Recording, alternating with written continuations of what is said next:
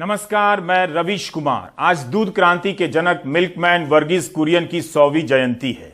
आज संविधान दिवस भी है और आज ही किसान आंदोलन का 1 साल पूरा होता है। कानून वापसी के लिए शुरू हुआ यह आंदोलन किसानों को किसान बना गया।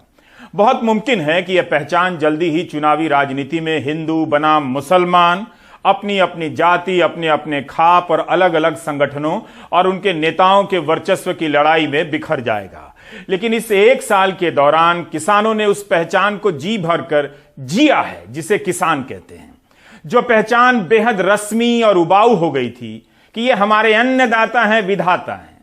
किसानों ने देख लिया कि सत्ता और नेता उन्हें जरूरत के हिसाब से अन्नदाता कहते हैं और जब जरूरत खत्म होती है उसी अन्नदाता को आतंकवादी भी कहते हैं।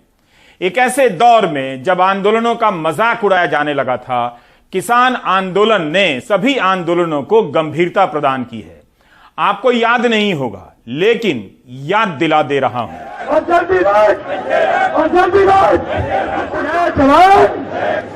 साल था 2015 का, महीना था जुलाई और अगस्त। जिन लोगों को सुरक्षाकर्मी धकिया रहे हैं वो भारतीय सेना के रिटायर्ड अफसर और कर्मचारी हैं। इनके साथ भी वही बर्ताव हुआ जो 6 साल बाद किसानों के साथ हुआ। आप देख रहे हैं कि जंतर मंतर पर कैसे इनके तंबू उखाड़ दिए गए और बैनर पोस्टरों को फाड़ दिया गया।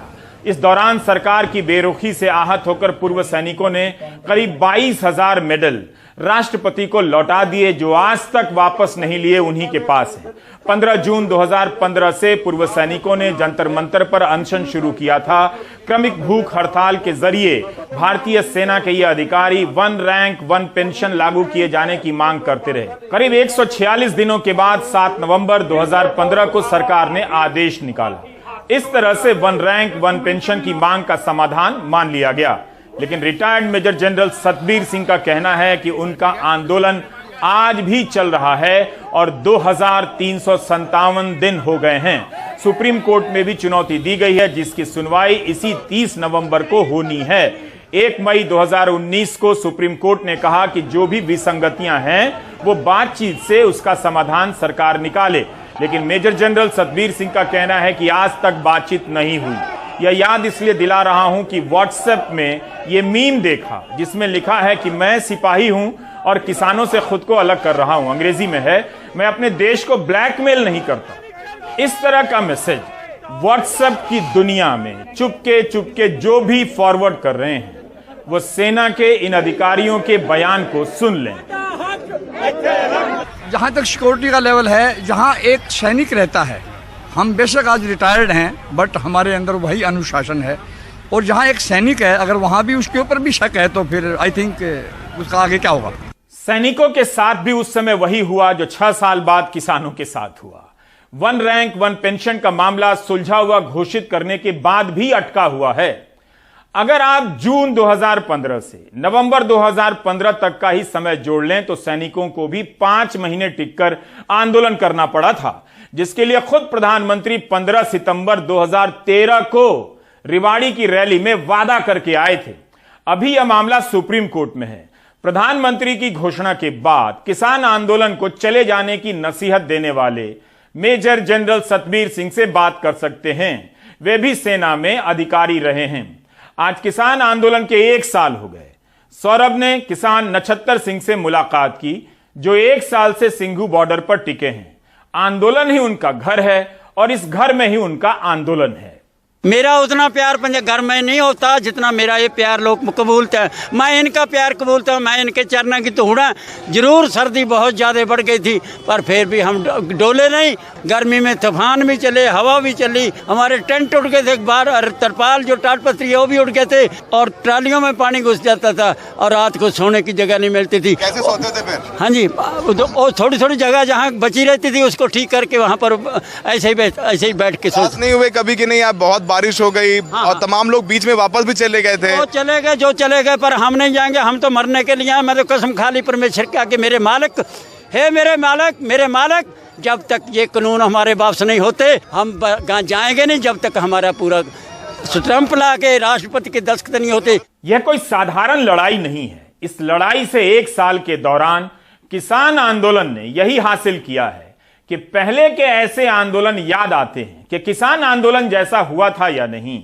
और आगे के आंदोलनों के समय याद किया जाएगा कि किसान आंदोलन जैसा हो रहा है या नहीं।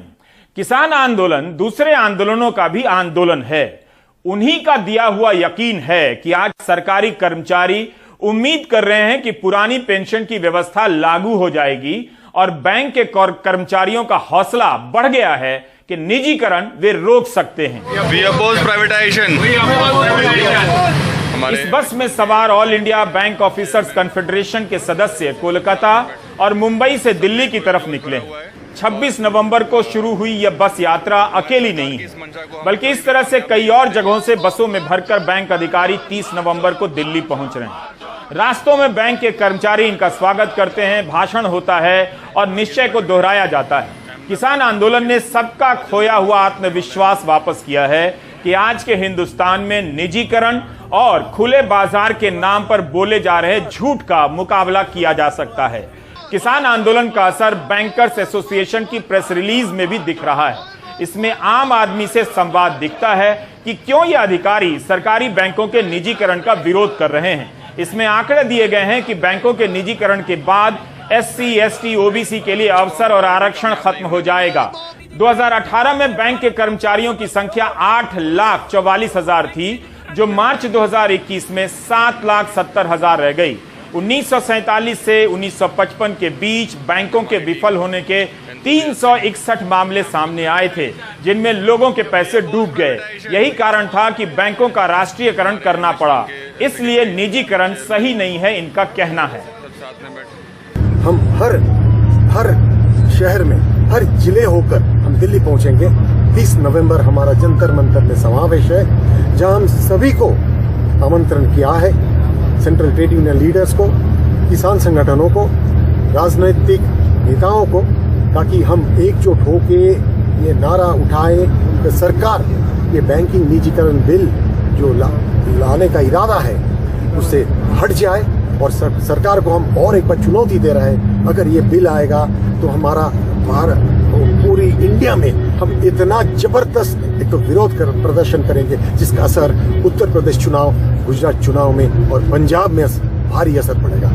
हर आंदोलन के खिलाफ धारणाएं बनाई जाती हैं, लेकिन किसान आंदोलन ने अब तक के ज्ञात इतिहास में धारणाओं का सबसे बेहतर तरीके से मुकाबला किया। सिटीजन फॉर इंफॉर्मेशन रेजिलियंस के इंटेलिजेंस डायरेक्टर बेंजामिन स्ट्रिक की आज ही छपी रिपोर्ट आप देख सकते हैं। बेंजामिन को डिजिटल इन्वेस्टिगेटर कहा जाता है। आप देख सकते हैं कि किस तरह लोगों को बांटने की कोशिश हुई और किसने की होगी, ये आप समझ सकते हैं। बेंजामिन ने बताया है कि किस तरह सिमरन कौर, गुंजन कौर, सनप्रीत कौर और जस्मीन कौर जैसे पंजाबी और सिख नामों का इस्तेमाल कर नकली अकाउंट खोले गए। लोगों को यकीन हो सके इसके लिए पंजाब के कलाकारों और संगीतकारों के चेहरे और नाम का भी इस्तेमाल हुआ। ट्विटर, फेसबुक, इंस्टाग्राम पर अकाउंट खोले गए। नकली अकाउंट वाले खुद को असली सिख बताते रहे और आंदोलन में शामिल किसानों को नकली सिख, किसानों को आतंकवादी और खालिस्तानी बताया गया और भारतीय सेना से जुड़ी सामग्री बनाकर खुद को देशभक्त बताते रहे। कई ट्वीट को विदेशों में काफी लाइक्स और रीट्वीट मिले हैं, ये जरूर अंकिल होंगे। किसानों ने प्रोपेगेंडा के आतंक का भूत उतार दिया है। वे आहत ही नहीं हुए कि हम वतनों के बीच पोस्टर लेकर खड़ा रहना पड़ता है कि किसान आतंकवादी नहीं है, बल्कि उन्होंने मुकाबला किया। वे सोशल मीडिया और गोदी मीडिया के हमले के भय से आजाद हो गए। गोदी मीडिया ने पहले ही दिन किसानों को आतंकवादी, देशद्रोही कहना शुरू कर दिया था। किसानों ने बिना किसी हिंसा के गोदी मीडिया को अपने बीच से बाहर कर दिया। पोस्टर टांग दिया कि गोदी मीडिया वापस जाओ, हमें कवर मत करो। जिस मीडिया को हजारों करोड़ रुपए का विज्ञापन मिलता है, उस मीडिया की साख किसानों के बीच 2 कौड़ी की नहीं रह गई। किसान आंदोलन ने अपना ट्विटर हैंडल बनाया, इसके बीच लोगों ने अखबार निकाले, यूट्यूब चैनल बनाया। भारत के इतिहास में यह पहला आंदोलन है जो मीडिया के बगैर मीडिया से लड़ते हुए 1 साल चला है। इसकी जगह किसान आपस में आंदोलन को लेकर बातें करने लगे, एक दूसरे के लिए मीडिया बन गए। देखिए, एक बार तो मीडिया बिल्कुल अगेंस्ट हो गया था, पर क्या था, हौसले नहीं हारे किसी ने। सोशल मीडिया को एक as a new form of media use किया।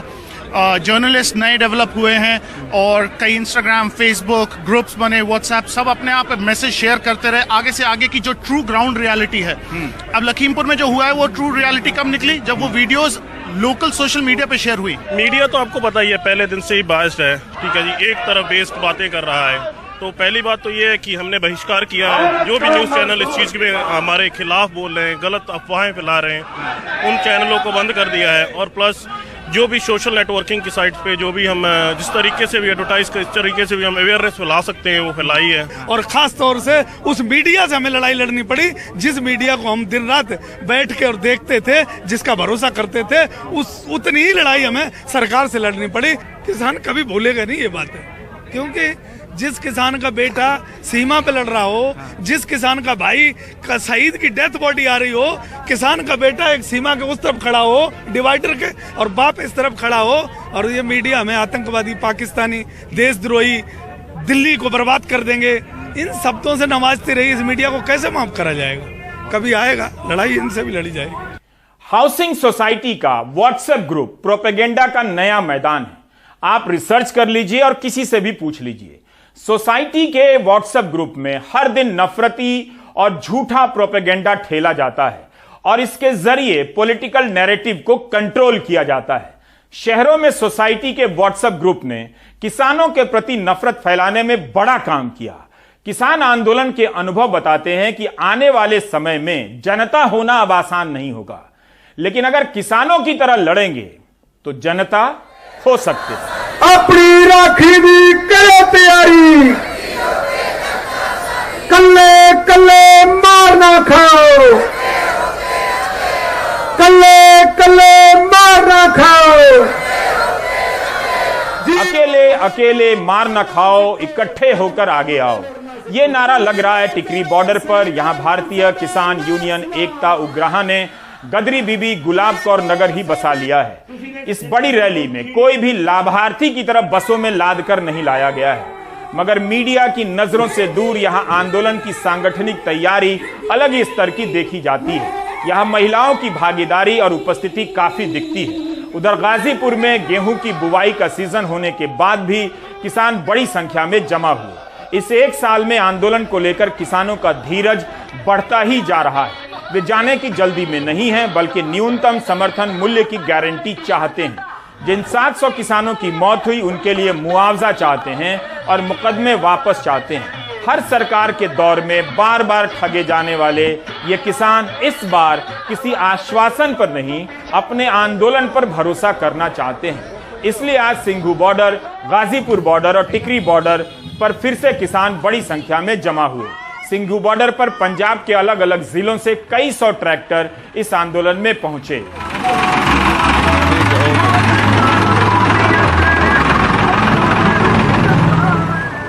लोग ये जानना चाह रहे हैं कि जब घोषणा कर दिया प्रधानमंत्री ने, तो अब जो है आंदोलन खत्म करके इस रास्ता क्यों नहीं खोला जा रहा है? MSP की गारंटी, 750 किसान शहीद हुए और आगे जो और मामले हैं उसकी कमेटी।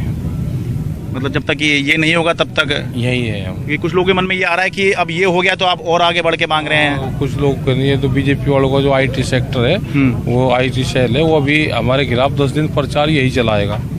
और 29 से संसद का सत्र भी शुरू हो रहा है, उसमें क्या करेंगे आप? हम तो यहाँ से 30 ट्रैक्टर लेकर जाएंगे उस वाले रास्ते से। अच्छा, तो ये 500 लोग। तो ये 26 जनवरी जैसा आंदोलन होगा या फिर वैसा होगा जैसे संसद सत्र के समय पे? 4 लाख ट्रैक्टर थे, अब को तो यहाँ 60 ट्रैक्टर होंगे। देश का लोकतंत्र किसानों से सस्ता है, तो पत्रकारिता का लोकतंत्र रिपोर्टर से। जितने ज्यादा रिपोर्टर होंगे, नाम के लिए नहीं, उन्हें जितना ज्यादा मौका मिलेगा, वह संस्थान उतना ज्यादा लोकतांत्रिक होगा और लोकतंत्र में यकीन करने वाला। जितने ज्यादा एंकर होंगे और रिपोर्टर नहीं होंगे, वह मीडिया संस्थान कम लोकतांत्रिक होगा और उसका विश्वास लोकतंत्र में नहीं होगा। सौरभ शुक्ला, शरद शर्मा, रविश रंजन, मुकेश सिंह सेंगर जैसे हमारे सहयोगियों ने किसान आंदोलन को गंभीरता से और निरंतरता से कवर किया है। हाथ में कैमरा लेकर मीलों पैदल चले हैं, किसानों की बात को रिकॉर्ड किया है। सुधीर राम, मोहम्मद मुरसलीन, मनोज ठाकुर जैसे कई कैमरामैन, जिनका सबका नाम लेना संभव नहीं, हर मौसम में तपते रहे। हमने इन सभी के बूते प्राइम टाइम के 60 से अधिक एपिसोड किए। सौरभ, शरद और रवीश ने शानदार काम किया। शरद गाजीपुर बॉर्डर पर बने एक अस्थायी टेंट में गए, जहां अमरोहा और बिजनौर के किसानों से उनकी मुलाकात हुई। पिछले 1 साल से यही टेंट उनका घर है। आपका क्या नाम हुआ जी? मेरा नाम महिपाल सिंह है। महिपाल जी, अमरोहा से ही आप भी? नहीं, मैं बिजनौर से हूँ। अच्छा, आप बिजनौर से हैं? हाँ। अच्छा, तो अब 1 साल पूरा हो गया है, थोड़ा संघर्ष बताइए कि कैसे इस दौरान जो है, क्या मन में कभी आया कि चलें घर वापस, या घर गए वापस आ गए, कैसे चला है बीच में? देखो, जाने को सबका जी करता है, लेकिन हम जब जिंदा रहने की हमें ये नहीं कि ये सरकार हमारे साथ क्या करे। जब इतने संघर्ष पर हमारी नहीं मान ली तो हम घर जाके क्या करेंगे? हम तो बर्बाद करने पर तुली हुई है। और रही बात मोदी जी ने जैसे हमें ये वो दिया है दूनी आय, दूनी आय कैसे हो जाएगी? हमारे ये पश्चिमी उत्तर प्रदेश के आते हैं बेल्ट में, इसमें जो है ये हम गन्ना क्षेत्र आता है, तो गन्ने पर हमारा जो है कुल 25 रुपये 7 साल में 25 रुपये, और हमारे बिल का जो है कृषि जो है कुएं का वो 45 रुपये था। 4500 में अब 17,000 हो गया। और हमारे 950 रुपये खाद का गट्टा था, अब वो 1450 का कल का रेट है। और डीजल का हमारा जो है ये 65 रुपये था, अब 100 के पार हो गया था। अब ये हमें राजी करने के लिए ये इसने लॉलीपॉप हमें दे रहा, तो हमें इस पर क्या भरोसा? 15 लाख इसने देने का वायदा करा, फसल का दूना। ये हमारी थोड़ी दूनी, जौन से इसके MLA MP हैं, इनकी तिगनी कर दी। तो ये तो जो क्षेत्र में हमें चुन के भेजे ना, तो इनकी आवाज़ क्यों उठाएंगे? ये तो उसकी आवाज़ उठाएंगे जो इन्होंने इनकी तनख्वाह बढ़ाई। तो हमें तो जी कुछ नहीं मिल रहा। समरपाल सिंह अमरोहा से। ठीक है, अब बताइए। देखिए, रावण के भाई कुंभकर्ण थे, उनकी आंख 6 महीने में खुलती, 6 महीने सोते थे। अगर 6 महीने अगर वो ना सोए होते तो सीता जो थी वापसी हो जाती, युद्ध नहीं होता। और हमारे मोदी जी की आंख जो खुली है प्रधानमंत्री की, इन गरीब मजदूर किसानों के लिए, जिन्हें आतंकवादी बताया, खालिस्तानी बताया, पाकिस्तानी बताया, आंदोलन जीवी बताया, इन्हें कितने जख्म दिए, कितनी गाड़ियां इनके ऊपर चढ़ाई, 750 भाई यहाँ शहीद हो गए। इनकी आंख खुलने में 358 दिन लगे हैं आंख खुलने में। अगर ये आंख पहले खुल जाती, जितने जख्म हमें दिए हैं, कितने अत्याचार हमने सहे हैं, तो इतना बड़ा जख्म नहीं होता। सौरभ ने सिंघू बॉर्डर पर मोहिनी कौर से बात की। मोहिनी जी पहले दिन से यहां डटी हैं और किसानों के फटे कपड़े और पगड़ी सिल रही हैं। दिल्ली की रहने वाली हैं, लेकिन 1 साल से यहीं हैं। कहती हैं इस 1 साल में बहुत कुछ देख लिया। क्या करूंगी, घर जाके एक ही बेटा था, एक्सपायर हो गया था। फिर मेरे को तो इनमें ही अपना बेटा दिखता है। किसानों में अपना बेटा था? अपना बेटा है तो शेर है, सिख कौम शेरों की है। अच्छा है। हाँ जी। तो आपके बेटे की डेथ हो गई थी, और हस्बैंड पढ़ने गया था, कुछ बीमार हो गया। हस्बैंड 84 के बाद ब्रेन हेमरेज हो गया था। उसके बाद 11 में उनकी भी डेथ हो गई। 1 साल आप यहाँ पर रही, ठंड थी, उसके बाद गर्मी, बताइए अनुभव बताइए। बहुत कुछ हुआ, झुग्गियों में आग लगा देते थे, पानी की बौछारें, पता नहीं क्या क्या करते रहते थे यहाँ पे लोग, लेकिन हम नहीं डरे। आपने डरी? मरना है तो एक ही बार तो मरना है। जब हमारे शेर बेटे जो दूधों से नहाए, मक्खन खा के पले, जब वो ट्रॉलियों में यहाँ जंगल में बैठे हैं, तो हम जैसी माओ को कैसे नींद आ जाएगी अपने घर में? आप बताओ। जाएंगे तो नहीं यहाँ से, या तो मर के जाएंगे। मरे क्यों? जीत के जाएंगे, ये तो इरादा पक्का था। मरने का तो बुज़दिल हो गया ना। अब तो तीनों कानून रद्द हो गए, क्या भावनाएं हैं आपकी? अब मैं मोदी का शुक्राना तो इस बात का करती हूँ कि हम सबको उन्होंने मिला दिया। कोई किस डिस्ट्रिक्ट का, कोई किस देश का, किस एरिया का, पूरा वर्ल्ड एक हो गया। रास्तों को लेकर किसान आंदोलन को काफी बदनाम किया गया। सुप्रीम कोर्ट में भी यह मामला पहुंचा। शरद शर्मा बता रहे हैं कि दिल्ली पुलिस ने यूपी की तरफ से दिल्ली जाने वाली सड़क की एक लेन खोल दी है। पहले दिल्ली से यूपी जाने का रास्ता खोला गया था। तो बात यह हो गई है कि अब जब सुप्रीम कोर्ट में मामला आएगा, दोबारा सुनवाई होगी 7 दिसंबर को, तब केंद्र सरकार अपनी तरफ से यह कहेगी कि किसानों की मुख्य मांग थी कि तीनों कृषि कानून वापस लिए जाएं। वो प्रधानमंत्री ने घोषणा कर दी है। जो रास्ता बंद था, बैरिकेड्स लगे थे, वो हमने खोल दिए, क्योंकि ये दिखाया जाएगा कि देखिए हमने तो अपनी तरफ से खोल दिए। केवल जो पुलिस यहाँ पर खड़ी हुई दिखाई दे रही है, या जो बैरिकेड्स है, वो ये कहा जाएगा कि ये किसान आंदोलन क्योंकि चल रहा है और किसानों ने 1 साल पूरे होने पर, और दूसरा संसद जब सत्र शुरू होगा तो ट्रैक्टर लेकर वहां पर कूच करने की घोषणा की हुई है। तो इसलिए एहतियातन जो है यहाँ पर सुरक्षा व्यवस्था की गई है, लेकिन इसके अलावा जो है रास्ता खोल दिया गया है। तो दो तर्कों के साथ केंद्र सरकार और दिल्ली पुलिस जो है वो अपना एक मजबूत पक्ष रखेगी और दिखाएगी कि देखिए हमारी तरफ से तो रास्ता भी खुला है, हमने कृषि कानून भी वापस ले लिए हैं, फिर भी ये रास्ता बंद है। तो अब किसानों को ये सोचना होगा कि वो जब अब सुप्रीम कोर्ट में जाएंगे, उनको अपना पक्ष रखना होगा, तो वो जो है क्या कहेंगे। तो फिलहाल यहाँ पर जो है सुरक्षा व्यवस्था भी कड़ी है और एक लेन जो है ये दिल्ली पुलिस ने खोल दी है, लेकिन रास्ता फिर भी बंद है क्योंकि किसान आंदोलन जो शुरू हुआ था उसका अभी भी हल नहीं निकला है। किसान जो हैं अभी भी सरकार की बात से संतुष्ट नहीं हो पाए हैं। गाजीपुर बॉर्डर से अपने सहयोगी कैमरा पर्सन सुदेश कुमार राम के साथ मैं शरद शर्मा, एनडीटीवी इंडिया। किसान बार बार याद दिला रहे हैं कि आंदोलन के पहले दिन से वे दोहरा रहे हैं कि उनकी मांगे क्या हैं। उनकी मांगों में एमएसपी की गारंटी भी शामिल है। उनका आंदोलन केवल कृषि कानूनों की वापसी के लिए नहीं था। किसान पहले भी दिल्ली आए थे। 2018 में देश भर के कई किसान संगठनों के बैनर तले हजारों किसान इन्हीं मांगों को लेकर रामलीला मैदान में जमा हुए और संसद मार्ग पर संसद का आयोजन किया। रामलीला मैदान से संसद मार्ग तक पदयात्रा की। किसानों ने सरकार के आश्वासन पर भरोसा किया और चले गए। 2017 में कई हजार किसानों ने अखिल भारतीय किसान सभा के बैनर तले नासिक से मुंबई तक लॉन्ग मार्च किया था। भूमि अधिग्रहण, कर्जा माफी, न्यूनतम समर्थन मूल्य की गारंटी बड़ी मांगों में से थी।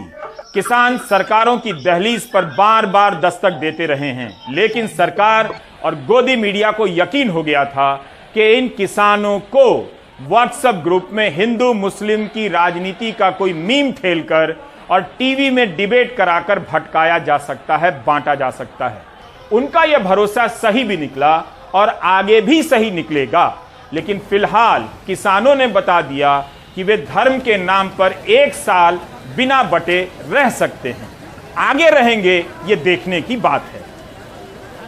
संविधान दिवस पे देश की राजधानी में पहुंचेंगे और किसानों के संवैधानिक अधिकार के लिए संघर्ष करेंगे। आज एक साल बाद संघर्ष का एक साल, ऐतिहासिक सफलता का एक साल, संकल्प का एक साल, इसलिए आज जीत के जश्न का दिन है और साथ ही साथ आगे जो जंग है उसका जज्बा दिखाने का भी दिन है। मैं समझता हूं कि आने वाले 50-100 साल तक ये एक साल याद किया जाएगा, क्योंकि इस एक साल में किसान ने स्थापित किया कि वो इतिहास के कूड़ेदान में नहीं है, वो इस देश का वर्तमान और भविष्य है। इस एक साल में किसान ने अपना खोया हुआ आत्मसम्मान पाया, किसान ने अपनी राजनीतिक हैसियत का एहसास किया, किसान ने अपनी एकता स्थापित की।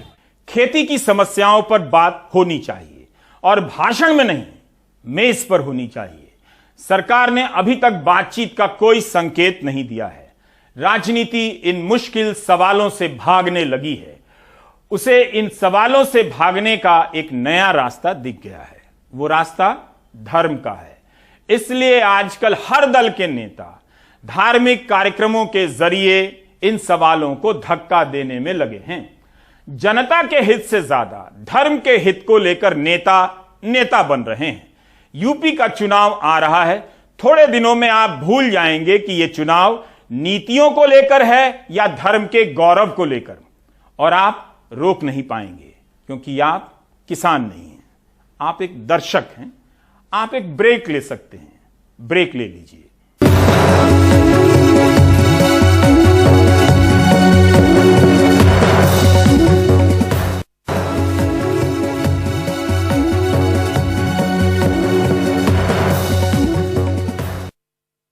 दाम केवल पेट्रोल और डीजल के नहीं बढ़े, गैस और सरसों तेल के नहीं बढ़े। इस दौरान रेल यात्राएं भी महंगी हो गई थीं। उस पर बहुत कम बात हुई।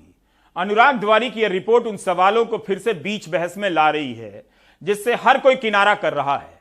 आखिर सीनियर सिटीजन को मिलने वाली रियायतें क्यों खत्म की गई? कितने करोड़ सीनियर सिटीजन ने कोरोना के दौरान यात्राएं की हैं और रेलवे ने उनसे कितना कमाया है, ये सारे सवालों के जवाब देने चाहिए।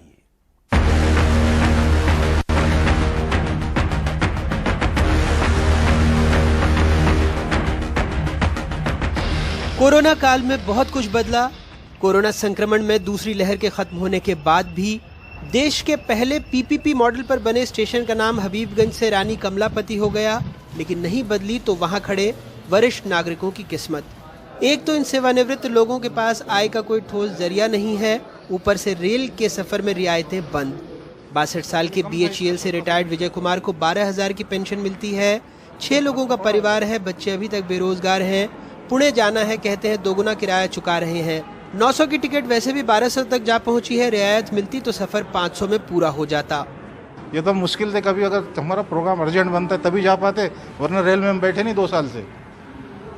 कोरोना काल के अंदर से हम 2 साल तक अभी तक बैठे नहीं। ये बंद कर दिया तो सीनियर सिटीजन का तो और मुसीबत हो गई हमारी। तो 75 साल के बीएचईएल से रिटायर्ड एसके श्रीवास्तव को रायपुर जाना है। पहले AC 3 में जाते थे, अब स्लीपर की टिकट ले रहे हैं।